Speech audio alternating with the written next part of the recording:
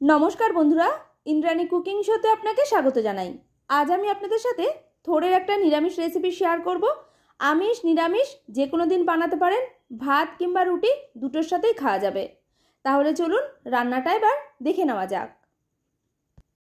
थोड़ेर এই নিরামিষ রান্না করার জন্য আগে থেকেই থোড় আর আলুটা আমি কেটে রেখেছি। বড় সাইজের একটা আলু এইভাবে ডুমু করে কেটেছি আর থোড়টাকে একদম ছোট ছোট করে কেটে নিয়েছি, এতে তাড়াতাড়ি সেদ্ধ হয়ে যাবে। সবজিগুলো কাটার পর পরিষ্কার করে ধুয়ে রাখা আছে। এবারে কেটে রাখা থোড়টাকে অন্য একটা পাত্রের মধ্যে নিয়ে এর মধ্যে অল্প করে নুন মাখিয়ে রাখবো। থোড় একটু শক্ত সবজি, সেদ্ধ হতে দেরি লাগে, তাই এইভাবে যদি নুন মাখিয়ে রাখা হয় তাড়াতাড়ি মজে গিয়ে অনেকটা নরম হয়ে যাবে। দিয়ে দিলাম এর মধ্যে হাফ চা চামচ নুন। এবারে থোড়ের মধ্যে নুনটাকে খুব ভালো করে এইভাবে মাখিয়ে নিয়ে এটাকে আমি ঢেকে রেখে দেবো 10 মিনিটের জন্য। রান্নাটা করার জন্য গ্যাসে কড়াই বসিয়ে এর মধ্যে দিয়েছি 3 টেবিল চামচ মতো সরষের তেল।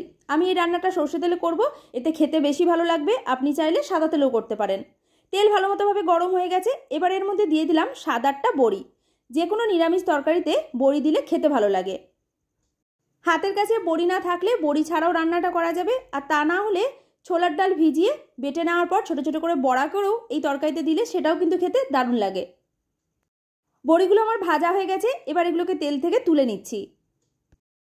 কড়াইতে যা তেল আছে আমি আর এর মধ্যে তেল দিচ্ছি না। বাদবাকি তেলের মধ্যে ফোড়নে দিলাম হাফ চা চামচ গোটা জিরে, একটা তেজপাতা মধ্যিখান থেকে ছিঁড়ে দিয়েছি, আর দিলাম 2টো গোটা শুকনো লঙ্কা। লঙ্কাটাও মধ্যিখান থেকে আমি ভেঙে দিয়েছি।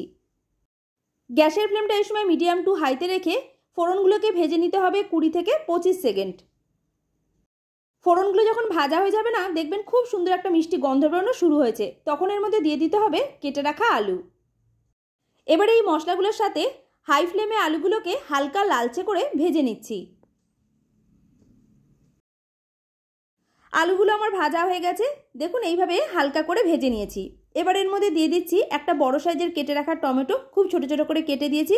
এরপর এর মধ্যে কিছু গুঁড়ো মশলা অ্যাড করব। প্রথমেই দিলাম হাফ চা চামচ জিরে গুঁড়ো, দিচ্ছি এর মধ্যে হাফ চা চামচ হলুদ গুঁড়ো, হাফ চা চামচেরও কম দিলাম লঙ্কার গুঁড়ো। পরিমাণটা আপনি এর থেকে বাড়িয়ে কিংবা কমিয়ে দিতে পারেন। আর এর মধ্যে দিয়ে দিলাম পরিমাণ মতো নুন। নুনটা দেওয়ার সময় এর মধ্যে একটু দেখে শুনে দেবেন, কারণ আগে থেকে থোড়ের মধ্যে আমরা নুন মাখিয়ে রেখেছি। নিরামিষ রান্নাতে একটু আদা বাটা দিলে ভালো লাগবে খেতে, আমি এর মধ্যে আর দিলাম না, আপনি চাইলে কিন্তু দিতে পারেন।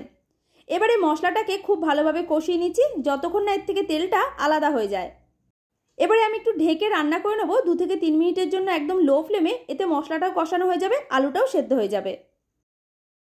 3 মিনিট হয়ে যাওয়ার পর ঢাকনাটা খুলে নিয়েছি। দেখেই বোঝা যাচ্ছে মশলা আমাদের খুব ভালোভাবে কষানো হয়ে গেছে। এবার এর মধ্যে দিয়ে দিলাম আগে থেকে নুন মাখিয়ে রাখা থোড়।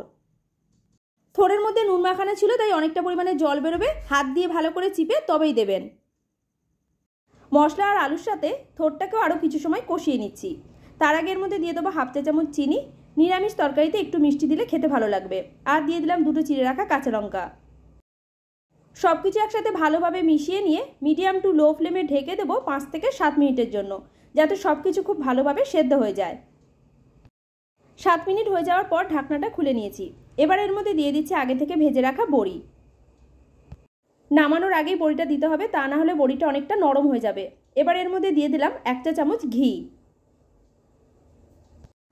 ঘি আর বড়িটা একসাথে মিশিয়ে নিয়ে আরও মিনিট খানেক এইভাবে নাড়াচাড়া করে নিলেই নিরামিষ থোড়ঘণ্ট রেডি। ভাত রুটির সাথে পরিবেশন করুন, খেতে দারুণ লাগবে। আজকের রেসিপি ভালো লাগলে লাইক শেয়ার কমেন্ট করে জানাবেন। আমার চ্যানেলে নতুন বন্ধু হয়ে থাকলে চ্যানেলটিকে সাবস্ক্রাইব করে পাশে থাকা বেল আইকনটা প্রেস করে রাখবেন। পুরো ভিডিওটা দেখার জন্য আপনাকে অসংখ্য ধন্যবাদ।